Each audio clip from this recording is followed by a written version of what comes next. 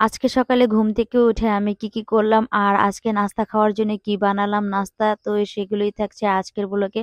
আসসালামু আলাইকুম, কেমন আছেন সবাই? তো ঘুম থেকে উঠে আমি বাসি ঘর ঝাড় দিয়ে হাত মুখ ধুয়ে কাজে লেগে পড়লাম। আর ফার্স্টেই আমি ঘরের যে হাঁসগুলো আছে সেই হাঁসগুলো ছেড়ে দেব।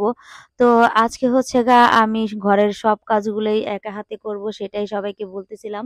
তো ফার্স্টে ঘরের যে হাঁসগুলো ছিল সেই হাঁসগুলো আমি বের করতেছি। আর আমাকে দেখে তো হাঁসগুলো বের হইতেছে না, ভাবতেছে নতুন মেহমান কোত্থেকে আসছে, এজন্য হাঁসগুলো বের হইতেছিল না। তো আমি একটু সরে গেছি, সরে যাওয়ার পরে কিন্তু হাঁসগুলো বের হয়েছে। আর দেখেন বের হয়ে কিন্তু ওরা অনেক বেশি পানি খেতেছিল, এখানে বৃষ্টির পানি জমে আছে উঠানে, সেই পানিগুলো খেলো। খেয়ে এই তো আমি হাঁসের যে খাবার আদারগুলো ধান আর ভাত দিয়ে পানি দিয়ে মানে বানিয়ে দিছি। তো হাঁসগুলো খাইতেছে। আর এইদিকে আরেকটা খড়ে যে হাঁস মুরগি একসাথে থাকে সেই খড়টাও আমি খুলে দিলাম। এরপরে দেখেন এগুলো কিন্তু অনেক বেশি খাবার খাইতেছিল, কারণ ওদের অনেক বেশি ক্ষুধা লাগতেছিল। আর খড়ের ভিতরে দেখলাম কয়টা ডিম আছে, বের করে দেখি যে 3টা ডিম আছে। তো ডিমগুলো আমি আগে পরিষ্কার করে নিতেছি। আর আমার সাথে সাথে কাজ কিন্তু সাথে সাথেই করতে ভালো লাগে। আম্মু হয়তো ডিমগুলো রেখে দিত পরে ধুইতে, কিন্তু আমি ঘর থেকে বের করে সাথে সাথে ধুয়ে ফেলছি, বললাম যে অনেক বেশি ময়লা লেগে আছে।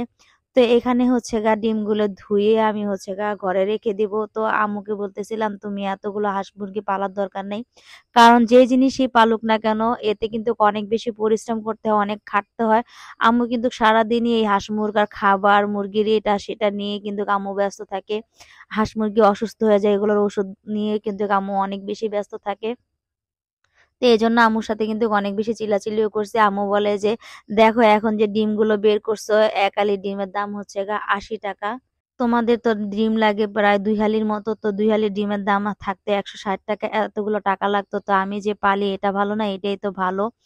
তো এগুলো বলার পরে নাস্তা বানাতে চলে আসলাম। আর এখানে আজকে আম্মুকে বললাম হালুয়া আর আটা রুটি বানাও, মায়ের হাতে হালুয়া কিন্তু অনেক বেশি মজা লাগে। তো আমি বললাম আম্মু আমি তো এই হালুয়া বানাইতে পারি না, মানে সুজির হালুয়া আমি একেবারেই বানাইতে পারি না।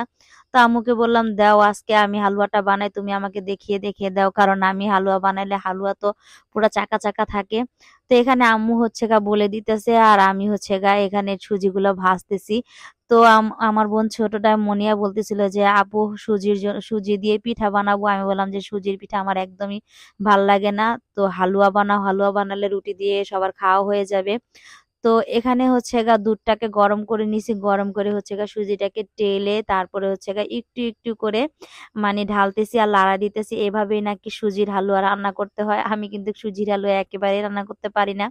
তো আজকে দেখলাম যে একেবারে সহজ। আসলে একবার কিন্তু আম্মুকে সব ওরাতে ফোন দিছিলাম যে আম্মু হালুয়া কিভাবে বানাতে, আম্মু আমাকে ফোনে বলে দিছিল, সেই হালুয়াটা আমার হয় না, একেবারে দলা দলা হয়ে গেছিল। তো দিয়ে সাথে সাথে কিন্তু নাড়া দিতে হয় অনেক বেশি, তো হালুয়া দলা দলা হয় না। এইখানে দেখেন একটু হালুয়া কিন্তু দলা দলা হয় নাই, অনেক সুন্দর হয়েছে। তো আমার ছেলেরা আসলে হোটেলের যে হালুয়াটা লাল লাল সেটা খেতে চাইছিল, তো সেটা তো আর বানাইতে পারি নাই। তো এখানে হালুয়াটাকে নামিয়ে আমি এখন আটার কাইটা করে নিব। আর আমি বললাম যে একটু বেশি দলা হয়ে গেছে। তো আমার মুনিয়া বলতেছে আপু একটু দলা দলাটাই মজা লাগে। আর এখানে আটার কাই করে নিতেছি, কারণ আটার কাইটা করে নাস্তা বানিয়ে এখন নাস্তা খাওয়ার সময় হয়ে গেছে। তো সাথে সাথে আটার কাইটা খুলে নিলাম, আমি খুলে রুটি বানাইতেছি একদিক দিয়ে, আরেক দিক দিয়ে কিন্তু মনিয়া রুটি সেকতেছে আর সবাই নাস্তা খাইতেছে। আমি বললাম যে হ্যাঁ গরম গরম রুটি দিয়ে দাও, আর যারা নাস্তা এখন খাবে না তাদের জন্য রুটি বানিয়ে রেখে দাও, কারণ ওই রুটিগুলো সেকবা না, ঠান্ডা হয়ে গেলে রুটি খেতে একদমই ভালো লাগে না।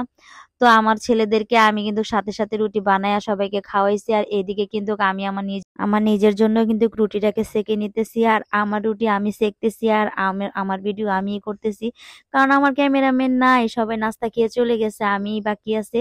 তো আজকের মতো ভিডিও এই পর্যন্ত, আল্লাহ হাফেজ।